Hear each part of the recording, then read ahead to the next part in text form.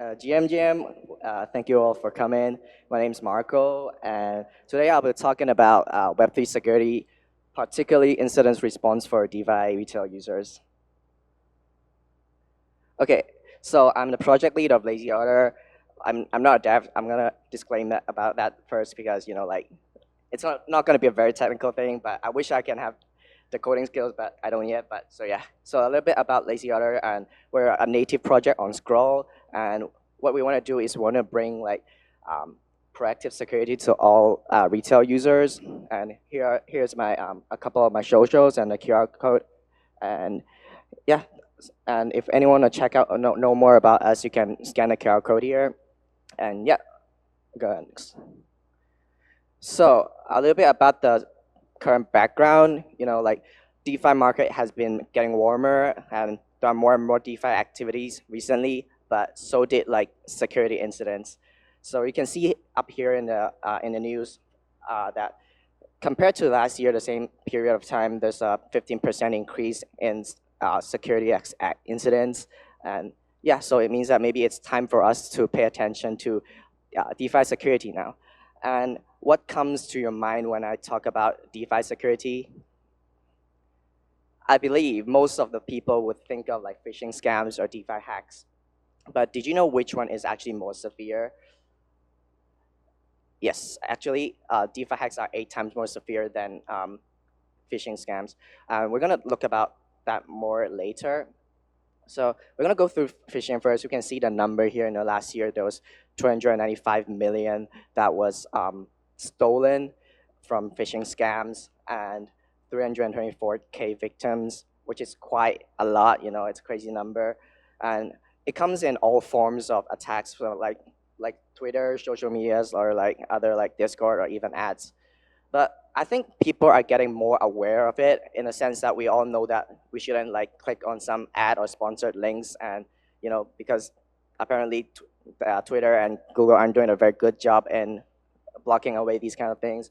And yeah, we know we should check the domain first, and there are even more solutions coming up that some kind of Chrome extensions, browsers that will tell us, oh, this is a scam link, stay away from it. And yeah, the point I'm trying to make is that there are more solutions that, or as a user, we can actually proactively do something to protect ourselves from these phishing scams. We just have to be more careful. And yeah, but then how about DeFi hacks? Before I go into DeFi hack, I just want to give a shout out to our partner Slowmiss, because we're gonna drill from the report a lot, and yeah, it's a very insightful report, and you guys should take a look if you have time.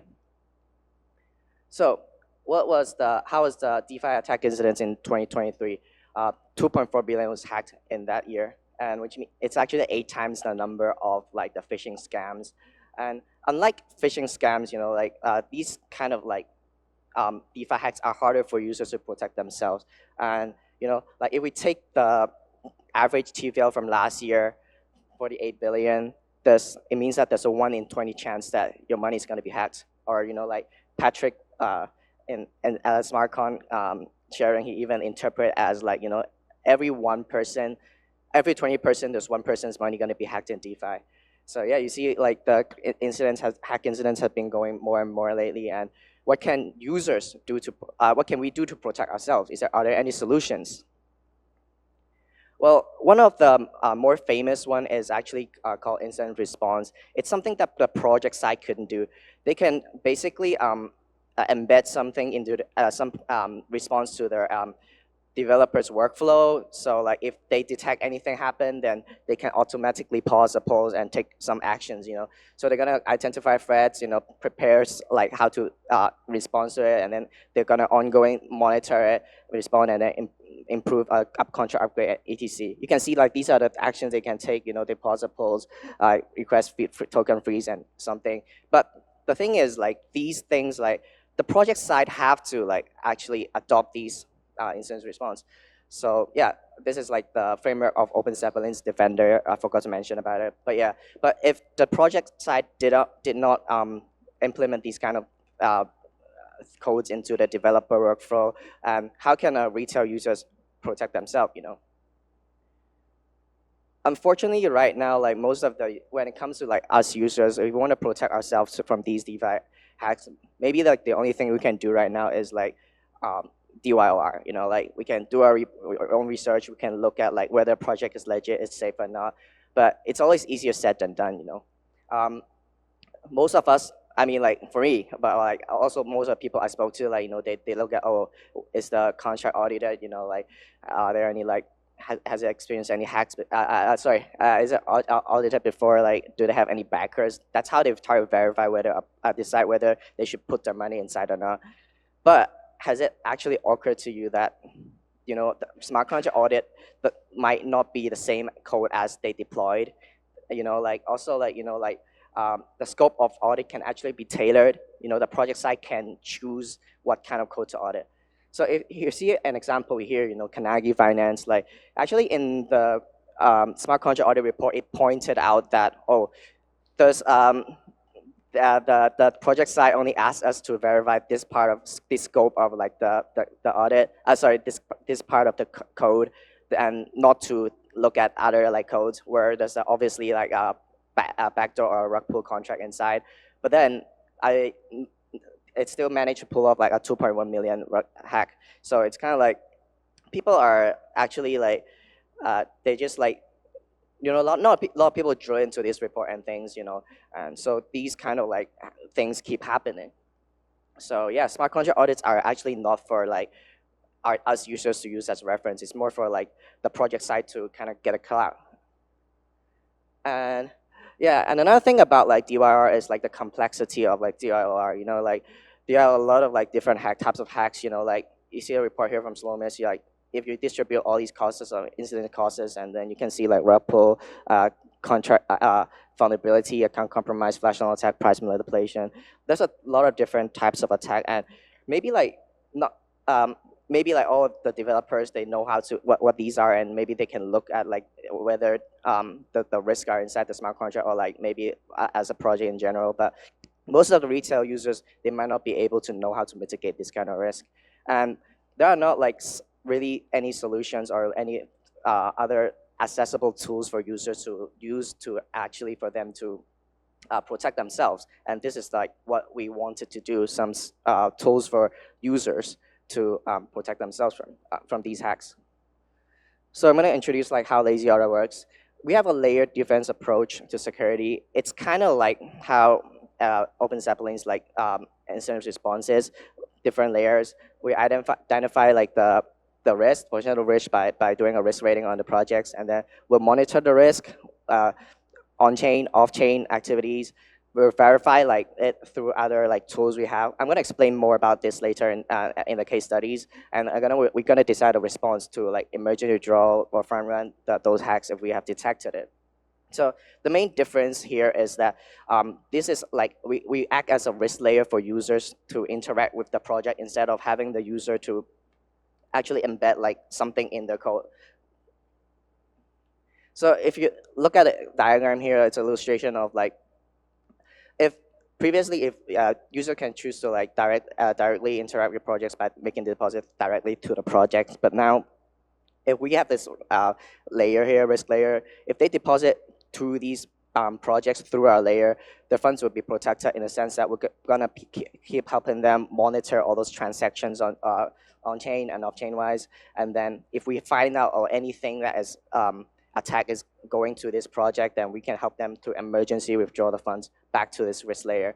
And note that this layer is actually doesn't keep any custody of like the user's assets. Like all the funds goes directly 100% to the project. The only time that the money is going to be in this layer is when there's an emergency withdrawal. Like we think we find that there's a hack going on to these projects, and then it will withdraw the money back into the pool. Okay, now let's look at like how we do this risk rating framework. So how are you going to identify risk? You break it into three categories, like technical, economic, and operation. So in technical, we're not looking at like the codes itself, because that's a job of the smart contract, but smart contract audits. But like what we do is we try to break into like, look at other things like, oh, whether like I mentioned earlier, if the codes that they audited is the same as the one they deployed, and then if not, are there any backdoors? We're gonna look at like the deploy address. Is it associated with any previous exit histories?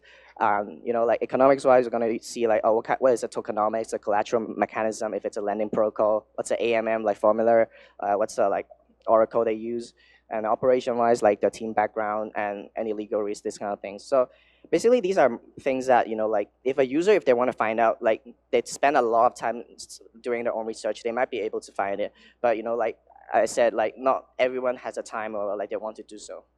And then next up, we're gonna detect and monitor the risk for them. So this is like the framework of like our monitoring. It divides into on-chain transactions and off-chain activities. So on-chain, we monitor everything that we can see on the blockchain, and off-chain wise, like there are some data like socials, like or like other news, like the project teams, like the socials, what do they say or anything, like these kind of things we can also monitor. And this framework is derived from like the risk rating that we have made. We identify what kind of risk, and we can use this kind of like framework to monitor those risks. And at the same time, like we also review like 341 hack incidents in the previous years and try to come up with a framework that it works. But we also tailor it to different projects, of course.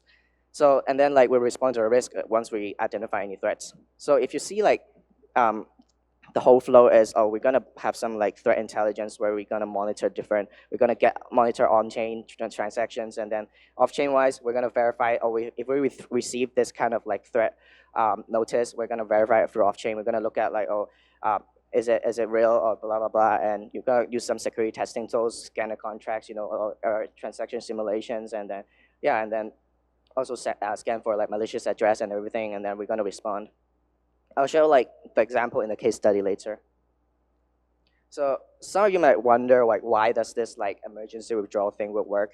And actually like in most of the hacks it's in different like phases. Like there's normally in 4 distinct phases of hack, from like funding, preparation, testing to exploitation until the money laundering. So a normal hacker, like they would just like fund from like maybe Tornado Cash first, and then they're gonna prepare and test the contract and see if it works first before committing into like the attack, and then exploitation where the real thing happens. Yeah, you see the data up there. You can see like 70% of the hacks are actually multiple transactions. Like I said, test first and then attack, and 50% of the time, like the attack time frame is actually more than an hour. But 98% of the time, people only find out when the attack is over. This is where like you see it on like the social medias, on Twitter, everything saying, oh, the hack has been happened. But we think that actually by monitoring all these on-chain transactions, staying alert to it, like there are actually 3 golden windows that we can take action before the whole hack completes. And this is what we want to do. Like before like the whole hack completes, we can at least save part of the funds. This is a kind of like diagram that is shared by like Peter at the DeFi Security Summit, and some of the famous hacks, Euler Finance, are like, I don't know how you pronounce it, but multi-chain, like BondDAO, like Polynetwork Yarn, like you see all these time frames from hack until the whole hack is complete. Actually, there are even enough times that for us to respond to it, but if we don't have any monitoring tools, if we're not staying alert to it, then we only find out after it's completed. So yeah, next up, I'm gonna look into like how our layer approach would deal with all these security incidents, like the ones I mentioned earlier: rug pull, contract vulnerability, like account compromise, flashing attack, and price manipulation. So first up, for code vulnerability, we're gonna look at like I said, like, oh, for risk rating, we're gonna see if the audit coverage, the audit version is the same as the deployed version, and then like audit results, like if they has we're doing to report and see if there's any risk findings, but then the team choose to mitigate it, like we can look for like have they done anything like the reentrance attack mitigations, check effects, interactions, these, or like if they use like the reentrance guard library from Open Zeppelin. These are to avoid those reentrance attack. Their AMM formula, if it's a DEX, see if they have verified it with like formal verification. And then if all is good, it doesn't mean that it won't change, because like we still have to monitor, because like maybe at one point they will upgrade their contracts, we'll see an example later. So we still have to monitor on any contract change. If so, we're gonna see, oh, if there's a new contract, is it safe, the coverage, the results, and then has it been smart contract audited? And if not, we're gonna scan it with those security tools like Slither and see if it's like any backdoors in it. And then we're gonna, of course, monitor the reentrance attacks. And for rug pulls, we can look at things like, oh, the team background. Who are the founders? Like, is the team transparent? If we can find like the founders are public and things like what are their previous experience or project experience, we can see if they're clean or not. And then for deploy address, this is very important. Like, when they deploy their smart contract, the project, is it associated with previous exit scams or anything? I'll see an example later. And yeah, the admin wallet, is it multi-sig or not? Like, if it's not multi-sig, like one person can just like pull the whole thing, and then are these all multi-sig wallets legit? Are they associated with any hack activities previously? And then for audit coverage, you're gonna see like, yeah, is the audit version like same as a deploy version? Is there any sketchy thing inside? Yeah, and then like the earlier example, like we're gonna monitor it by seeing, oh, if there's any new contract upgrades, are there any backdoors, and then any parameter changes, because some of the hacks are like, they kind of change the parameters, like they change the Oracle provider and then do a price manipulation attack. So these are all kind of things that we can keep monitoring.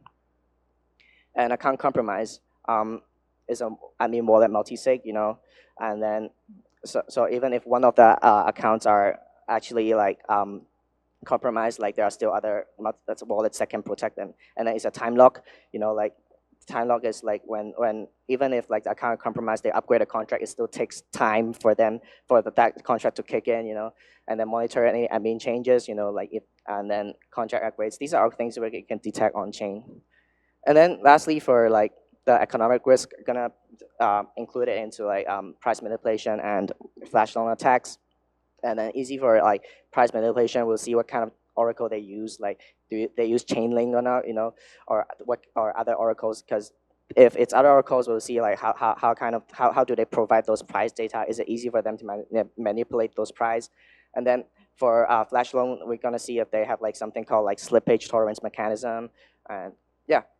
And then ongoing for monitoring, can look at like if they suddenly change Oracle provider, then it might be Oracle risk, like the liquidity depth, like this is like sent to which prices can be manipulated, and we can monitor for fast loan and everything on chain as well. So I'm gonna towards the end, I'm gonna go into like 2 case studies. One is called Magnet Finance. The second is called Shido Network, and see how it works. So Magnet Finance is like a project that is the project side was involved in previous exit scams, and the funny thing is like SecXBT actually called out this project and said like, oh, this deploy address is directly linked to some previous exit scams. But like an hour later, like I don't think people react quickly enough to it. So like an hour later, they rug pulled and 6.4 million USD, and then yeah, so it's a very, and then like the team even got back to Zach saying like, oh, let's do a 50-50 split. So it was a very funny thing. You can look it up. But then the point I'm trying to make is like sometimes like the deploy for these like rug pull hacks, you can avoid it by looking at the deploy address. Maybe like it already has some like previous exit scams, and yeah, and in our case, like it wouldn't even pass our risk rating because we will already identify this deploy address has like some malicious like activities in the previous years. And then the second is Shido Network, and this case is a bit different. Is that the admin ownership was transferred, and then they upgraded a contract with a hidden like backdoor in it, and then they withdraw the money. So in our framework, like how it would work is like when the moment they change this admin, we would already detect it on chain, find threat intelligence, and then we're gonna go off chain and look whether they have made announcement regarding this smart contract. This admin change. This and their Discord, Twitter, or government proposals have they announced this? And then we're gonna at the same time scan these new admin addresses is safe or not, and then we'll decide a response. And then at the second time, like when they did this smart contract upgrade with the hidden backdoor in it, like we would already detect a contract upgrade, and we can scan off-chain wise using the AI to see like if they made announcement on this like change in upgrade in smart contract, and then we can see if this new contract is like audited, like the coverage and everything, the scope of audit, and then we can also scan this new contract if there's any backdoors, yeah, with our security testing tools, and then we decide a response.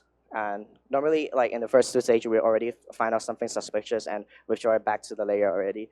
And finally, like at the third one, like when the money is withdrawn, when a hack already took place and happened, like we can detect the asset drain. There's not much we can do at this point already. Like we can trace the transaction, but we can also like use postmortem analysis to kind of generate the POC to find out what is the root cause of this hack and see if there's any other projects that can be affected with this hack as well, and kind of see how we can mitigate it if there's other projects that kind of have this kind of risk. So yeah, that's the 2 case studies, and that's it for me. Thank you, everyone. If you want to connect, then here's my Telegram, and if you want to check out more about us, then feel free to scan our code here. Thank you so much, Marco. And now we have 5 minutes Q&A time. Does anybody have a question for Marco?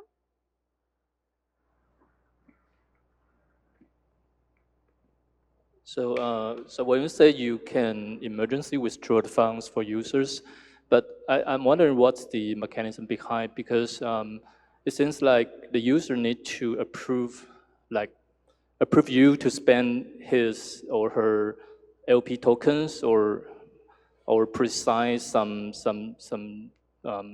data to do that.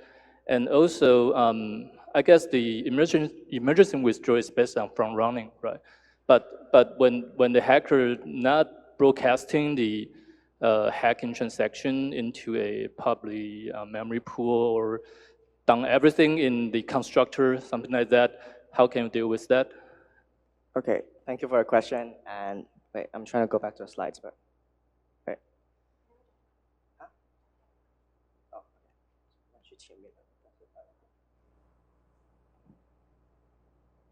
okay.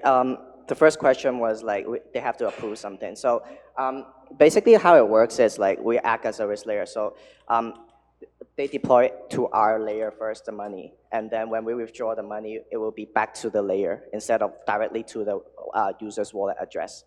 But this layer is secure in the way that, first of all, we audited it, and the only person who can actually withdraw from this layer is if you have the tokens, the deposit tokens. So if the user, when they made the deposit, they have this like token to withdraw from this layer only. Any other people, they can't withdraw from this token. So you're right about it. Like we directly withdraw the money back to the user's wallet, but then we go back to the layer instead. So this layer is another smart contract, you mean? Sorry? This layer means another smart contract? Yes, it's a smart contract. Okay, so yes. They need to trust you in advance? Yes. Okay. Do we have more questions for Marco? If you have any further questions, please feel free to approach Marco.